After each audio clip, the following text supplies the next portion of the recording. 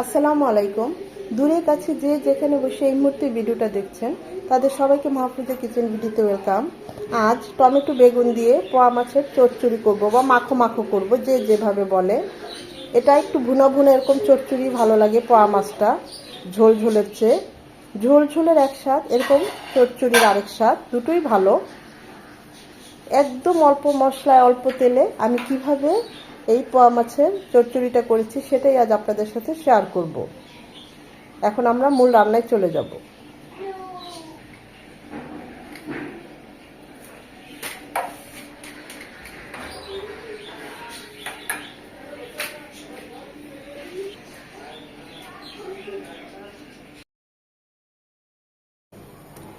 পোয়া মাছ শুধু লবণ হলুদ দিয়ে মাখিয়ে নিয়েছি, হালকা করে ভেজে নেব। আমরা তো এটাকে পোয়া মাছই বলি, এখন কে কি বলে জানি না।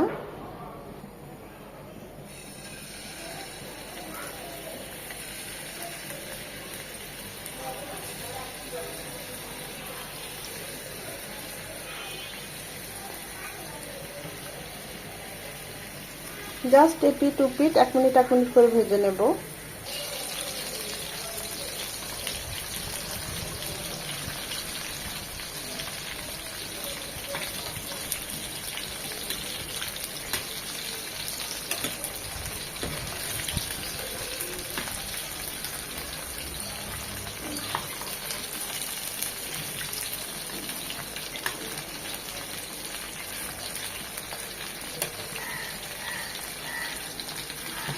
ওই পাশটা এরকম 1 মিনিট ভেজে নেব।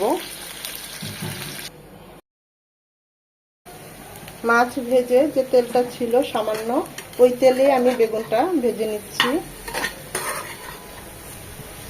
এর চেয়ে বেশি ভাজবো না, এখানে কোনো লবণ হলুদ কিছুই দেওয়া হয়নি, জাস্ট হালকা করে 1 থেকে 2 মিনিট ভেজে নেব। মাছ ভেজে কিছুটা তেল অবশিষ্ট ছিল, আমার এই তেলেই হয়ে যাবে। আমি ওই তেলটাই নিয়েছি, আপনারা চাইলে এক্সট্রা তেল নিতে পারেন। একটা বড় সাইজের পেঁয়াজ কুচি, পেঁয়াজটা নরম হয়ে এলে 1 চামচ উঁচু করে আদা রসুনের পেস্ট, এটাকেও 1 মিনিট ভেজে নেব যেন আদার ঝাঁঝালো গন্ধটা চলে যায়।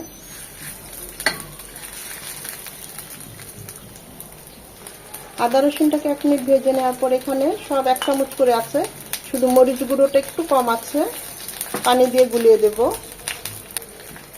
1 চামচ হলুদ গুঁড়ো, 1 চামচ একটু কম ভাজা জিরে গুঁড়ো, আর 1/2 চামচের একটু বেশি মরিচ গুঁড়ো। আর মশলাটাকে খুব ভালোভাবে কষিয়ে নিতে হবে, যেন মশলা যত ভালো কষানো হবে রান্নার টেস্ট তত ভালো হবে।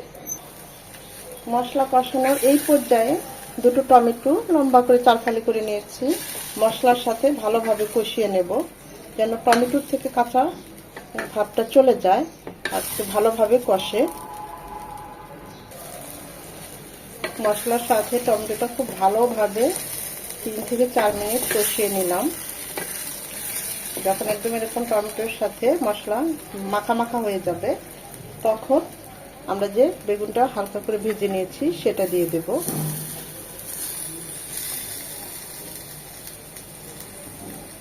টমেটো আর মশলার সাথে বেগুনটাকেও 2 থেকে 3 মিনিট কষিয়ে নেব।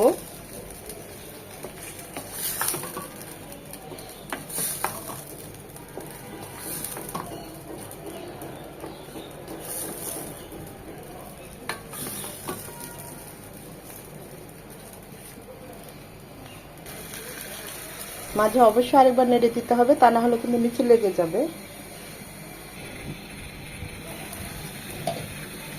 কষানোর সময় দিয়ে দেবো কিছুটা লবণ, যদি লাগে পরে আবার ঝোলের সময় দেব।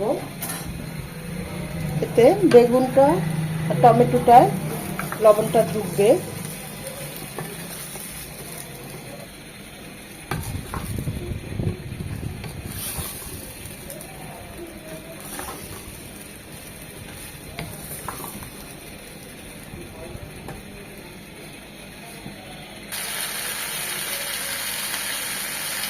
তিন চার মিনিট কষিয়ে নেওয়ার পর এখন দিয়ে দেবো ফুটানো পানি। গ্রেভিটা যে যেমন পছন্দ করেন ওই অনুযায়ী দিবেন, যদি ঝোল ঝোল রাখতে চান একটু বেশি পরিমাণে দিবেন, মাখো মাখো রাখতে চাইলে কমিয়ে দিবেন। আমি 1.5 কাপ ফুটানো পানি দিলাম। আমি একটু মাখো মাখো রাখবো, তাই আপনারা পানির পরিমাণটা বাড়িয়ে কমে নিতে পারেন।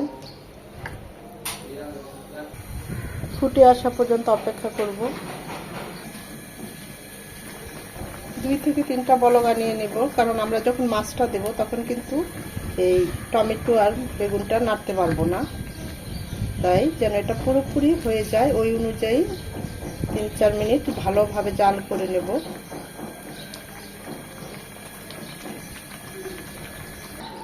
এখন দিয়ে দিব আমাদের ভেজে রাখা মাছগুলো। পোয়া মাছ খুবই সফট এবং খুবই টেস্টি, ধরতে ভীষণ ভয় লাগে, একটু হলেই নরম ভেঙে যাবে। কাঁচামরিচ মাঝখানে কেটে নিয়েছি, এতে করে ঝালটা বের হয়ে আসবে। বেগুনের তরকারি আর যে কোনো চচ্চড়ি একটু ঝাল ঝাল হলেই ভালো হয়। সামান্য একটু লবণ লাগবে, যেহেতু ঝোলটা দিয়েছি। দিয়ে দিব আরও 1/2 চামচ ভাজা জিরে গুঁড়ো। আমাদের যেহেতু টমেটোটা বেগুনটা কুক করাই হয়ে গিয়েছে, মাছটাও ভাজা আছে, এটা কুক করতে বেশি সময় লাগবে না। 7 থেকে 8 মিনিটের মধ্যেই এটা মাখো মাখো হয়ে যাবে। মাঝে অবশ্যই আরেকবার নেড়ে দেখতে হবে। মাশাআল্লাহ, খুব সুন্দর একটা ভাজা জিরের ফ্লেভার চলে এসেছে আমাদের পোয়া মাছে। টেস্ট করেছি, সব ঠিক আছে। এখন আর ঢাকবো না, আর 2-3 মিনিট এভাবেই রেখে আর একটু ঝোলটা টানিয়ে নেব। আপনার চাইলে মাখো মাখোটাই রাখতে পারেন, গরম ভাতের সাথে খুব ভালো লাগবে, কিন্তু আমি একটু শুকনা শুকনা করবো, আর একটু মাখো মাখো করবো, সেটা খেতে আরও বেশি টেস্ট।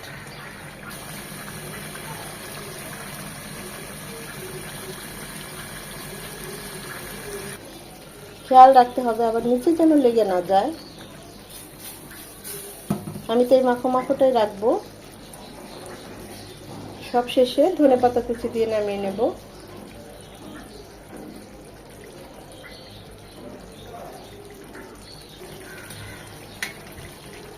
চুলাটা অফ করে দিয়েছি।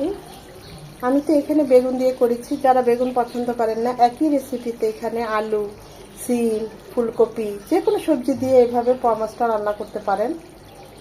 অসম্ভব ভালো হয়, গরম গরম ভাত দিয়ে খুবই ভালো লাগে। যারা এখনো এইভাবে ট্রাই করেন নাই, আমি বলবো একবার হলেও তারা ট্রাই করবেন। দেখুন মাশাআল্লাহ, আমাদের বেগুন আর টমেটো দিয়ে তরকারিটা পোয়া মাছের কত সুন্দর এসেছে। অসম্ভব মজা হয়েছে, অসম্ভব মজা।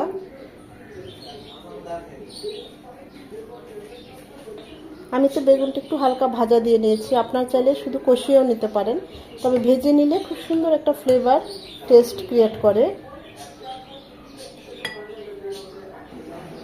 যারা একেবারে নতুন তাদের বলবো এইভাবে পোয়া মাছটা এই বেগুন দিয়ে এরকম চচ্চড়ি করে খাবেন, দেখবেন এর স্বাদ ভুলতে পারবেন না। এটা এতটাই মজার হয়। খুবই সাধারণ রান্না, কিন্তু খেতে অসাধারণ হয়, এইটুকু বলতে পারি। ভিডিওটা যদি ভালো লেগে থাকে অবশ্যই লাইক, কমেন্ট, শেয়ার করে দিবেন। সময় নিয়ে যারা এতক্ষণে ভিডিওটা দেখেছেন তাদের সবাইকে আন্তরিক ধন্যবাদ।